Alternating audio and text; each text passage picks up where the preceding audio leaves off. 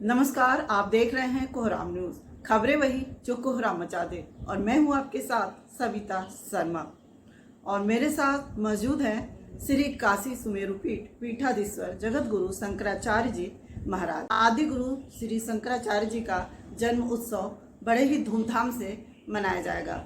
आइए जानते हैं जगत गुरु शंकराचार्य जी से उनके बारे में। गुरु जी प्रणाम। मंगला से गुरु जी, हमारे कोहराम न्यूज चैनल में आपका बहुत बहुत स्वागत है। आचार्य जी का जन्म उत्सव है, उनके बारे में आप थोड़ा सा बताइए। 2531 वर्ष पूर्व भारत के दक्षिण केरल के कलाड़ी गांव में भगवान आदि शंकराचार्य का प्रादुर्भाव हुआ। उनकी माता आर्यम्बा, पिता शिव गुरु के रूप में थे। दक्षिण का केवल एक राज सुंधवा थे और प्रायः राजे बौद्ध बन चुके थे। गिने चुने 10-15 विद्वान बचे थे सनातन धर्मावलंबी। सनातन को जड़ों को बौद्धों ने प्राय उखाड़ा, ध्वस्त किया और धर्म पथ के माध्यम से बौद्ध विहारों को, मंदिरों को तोड़कर लगभग 5000 स्थानों में बौद्ध विहार बनाए और भिक्षु और भिक्षुणियों के माध्यम से जहां अहिंसा को आधार लेकर लेकिन अनेक तरह की हिंसा करने लगे। और बौद्ध कहते हैं किसी जीव को मारना अपराध है, लेकिन कोई मार के दे दे तो खाने में दोष नहीं है। यही उन लोगों ने किया और प्रायः बौद्ध धर्म के पतन का कारण महिलाओं का उसमें संन्यास का प्रवेश और सनातन की अनेक तरह की उस समय की परिस्थितियां। राजा सुंधवा को कहा गया कि आप बौद्ध धर्म स्वीकार कर लें, अन्यथा मरने के लिए तैयार हो जाएं या देश छोड़ दें। उनकी रानी रात्रि 12 बजे राज परिवार का शिव मंदिर था, वहां गई, पूजन किया। तुरी काल 4 तरह की 4 पहर की जो पूजा होती है, मध्याह्न रात्रि में भगवान शिव का पूजन षोडशोपचार, पंचोपचार, यथालब्धोपचार से करने के बाद स्तुति किया और कहा कि ऐसी परिस्थिति में हम कहाँ जाएं, क्या करें। और आंखों से अश्रुधारा प्रवाहित हो रही थी। आचार्य शंकर का उस समय जन्म हो चुका था, 7 वर्ष के थे। रात्रि में जब एक अबला नारी की रुदन सुना तो घर से बिना बताए निकल गए और रानी से कहा आप इस रात्रि में क्यों रुदन कर रही, क्या परिस्थिति है आपकी। और जब ये सब बातें हुई तो उन्होंने कहा कि हमको वैदिक धर्म को छोड़ने के लिए दबाव पड़ रहा था या मृत्यु के लिए, तो कह देना कि हमारे बेटे से शास्त्रार्थ करो और शास्त्रार्थ में अगर हमारे बालक को पराजित कर दोगे तो हम आपका धर्म अवैदिक मत को स्वीकार कर लेंगे। 26 बड़े बड़े विद्वान बौद्ध आचार्य और अकेले आचार्य शंकर महाराज सुंधवा के धर्म सभा में शास्त्रार्थ चला और आचार्य शंकर ने तर्क युक्ति सब प्रमाण सहित उन 26 बौद्ध विद्वानों को पराजित किया। उसके बाद आचार्य शंकर पद यात्राएं किया और पद यात्रा करते हुए ओंकारेश्वर आए और ओंकारेश्वर में गोविंद भगवत पाद उस समय के चर्चित जो भगवान के अवतार कहे जाते थे उनके पास गए। 7-8 वर्ष की अवस्था थी। उन्होंने कहा हमको सन्यास दे दो। गोविंद भगवत पाद ने कहा कि अभी आपकी अवस्था सन्यास की नहीं है, अभी संसार को देखो समझो।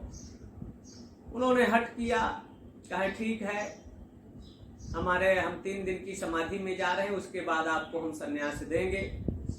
हमारे दरवाजे में रहना, किसी को प्रवेश नहीं करने देना।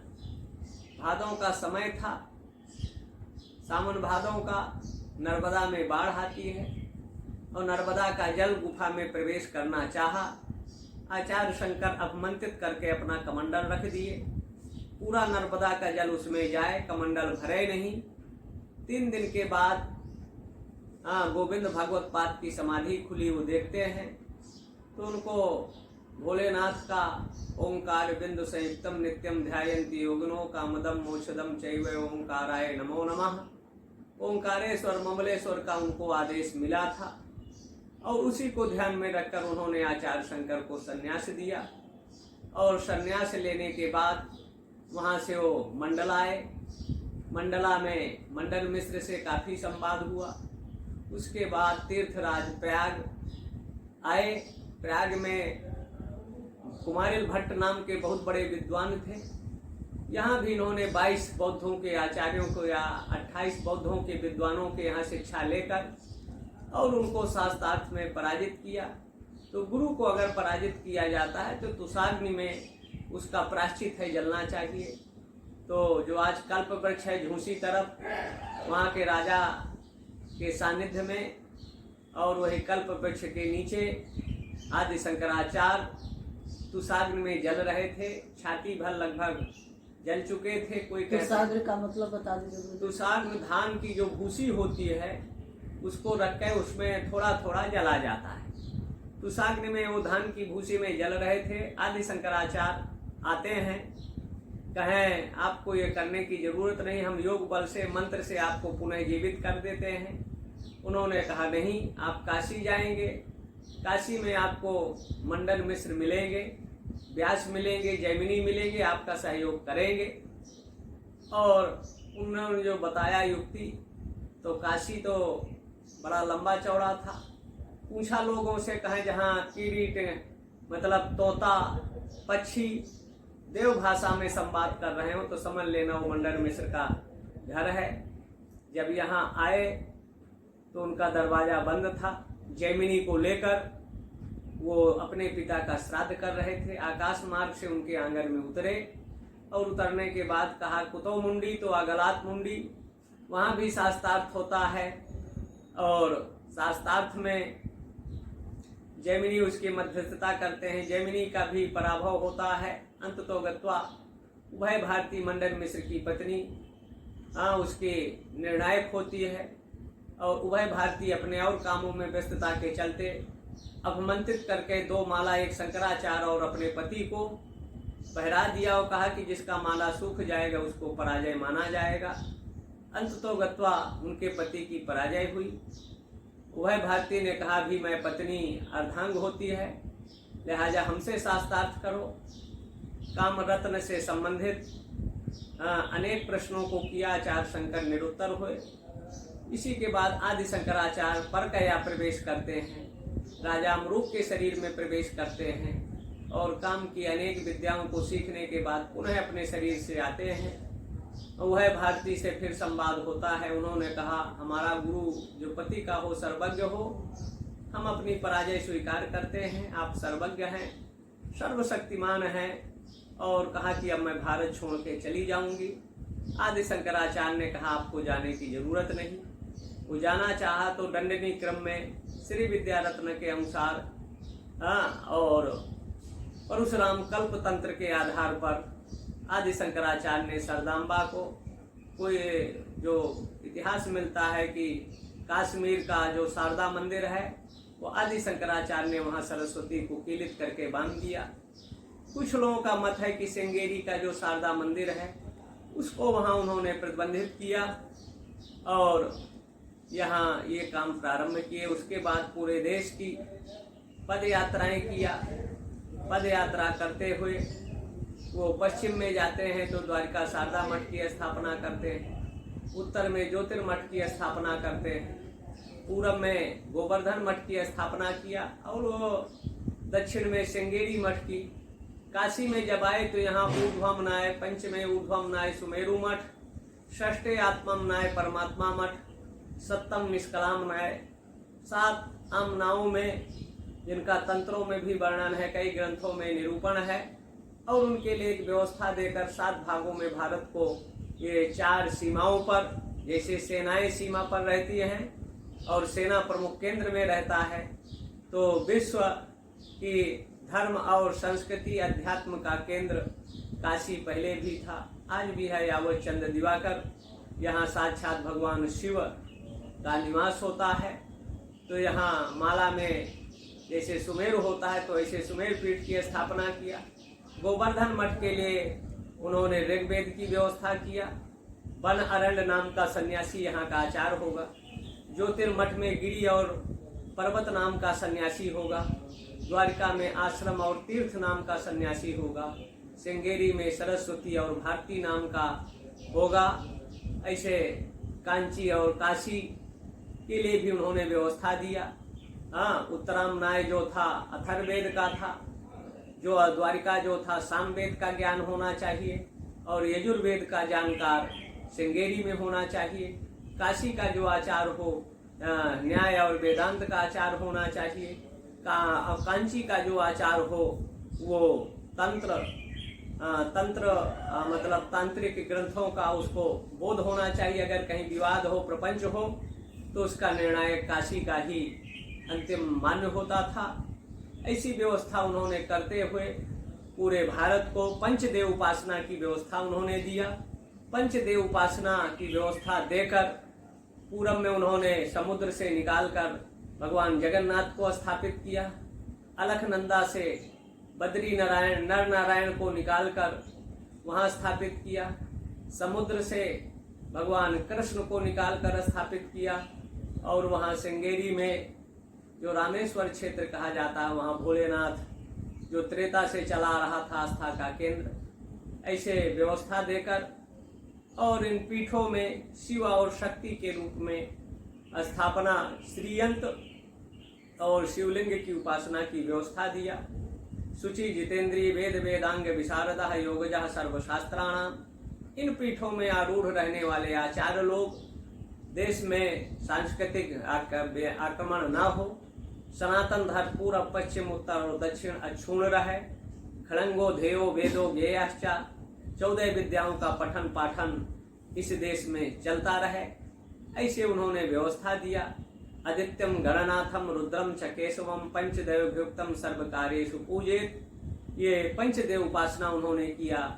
आदित्य मतलब भगवान सूर्य, गणपति, देवी, शिव और विष्णु, ये पंचदेव उपासना के माध्यम से जो प्रकृति के पंच तत्वों के स्वरूप में थे, क्षित जल पावक गगन समीरा, इनकी उपासना से प्रकृति संतुलित रहेगी, नियंत्रित रहेगी, भारतीय संस्कृति का अक्षुण्णता बनी रहे। लेकिन कालक्रम के प्रभाव से इस कराल कलयुग में आज भी जगत गुरु आरोप प्रत्यारोप में अपना जीवन व्यतीत करते हैं। सनातन धर्म के उत्कर्ष और विकास के लिए जिस ढंग से काम करना चाहिए, ये अद्वैत मार्गी कहे जाते हैं। लेकिन दिन रात ज्यादातर 2-4 जगत गुरु हैं जो दिन रात द्वैत में, झगड़े में, प्रपंच में रहते हैं। अद्वैत उनके जीवन में लेस मात्र नहीं है, जो प्रपंच, झगड़ा और विवाद का सबसे बड़ा कारण है।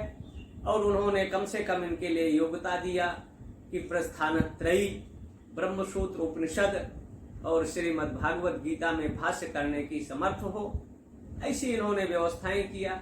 फिर भविष्य में आगे की व्यवस्थाएं कैसे चलेंगी, तो इन्होंने सन्यासियों के 7 अखाड़े बनाए। पंचदश नाम जूना अखाड़ा, पंचदश नाम निरंजनी अखाड़ा, पंचदश नाम महानिर्माणी अखाड़ा, अग्नि अखाड़ा, आवाहन अखाड़ा, जैसे 7 सन्यासियों के अखाड़ों को हुआ, जो आजकल बढ़कर ये 13-14 अखाड़े हो गए हैं। अखाड़ों के माध्यम से इसमें नागा फौज रहती थी। सनातन धर्म अक्षुण्ण रहे तो शंकराचार्य लड़ नहीं सकते, लेकिन ये फौज विधर्मियों से लड़ती रही, सनातन धर्म अक्षुण्ण रहे और पूरे भारत में। लेकिन आज चतुर्दिक सनातन पर ही आक्रमण हो रहा है। उस समय भी विधर्मियों के द्वारा मंदिरों पर आक्रमण होता था, गाय पर आक्रमण होता था और साधुओं पर आक्रमण होता था, क्योंकि सत्ता का टारगेट यही 3-4 रहते हैं कि यज्ञ आगादी ना होने पावे। अगर यज्ञ होगा तो देवता बलिष्ठ होंगे, और गायों का अगर संरक्षण होगा तो देवत्व का संचार होगा, पौष्टिक तत्वों की जनता को मिलेगा। और ब्राह्मण ये सब कार्य संपन्न कराते थे। इसलिए चाहे रावण रहा हो, उन्होंने भी ब्राह्मण और साधु पर आक्रमण करवाया, अटैक करवाया। और उसके बाद कंस आया, कंस ने भी ब्राह्मण साधु यज्ञ पर आक्रमण कराया। औरंगजेब वगैरह आए, गौरी और गजनी आए या बौद्ध आए, सब लोगों का टारगेट यहाँ गाय और मंदिर, ब्राह्मण और साधु ही रहे। ये उनके कार्य में प्रायः बाधा करते थे, इसलिए इनको टारगेट बनाओ। और आज भी ज्यादातर आक्रमण मंदिरों पर हो रहा है। परिस्थितियां हैं, उन परिस्थितियों में आचार्य शंकर का आज भी विचारधारा प्रासंगिक है। उसको अगर समाज के लोग लेंगे, अपनाएंगे, तो समाज से नफरत, कटुता, घृणा, हिंसा का वातावरण समाप्त होगा। तब सर्वे भवन्तु सुखिनः, सर्वे सन्तु निरामया, सर्वे भद्राणि पश्यन्तु, मा कश्चित् दुर्भाग् भवेत्। ओम शांति शांति शांति। धन्यवाद गुरु जी।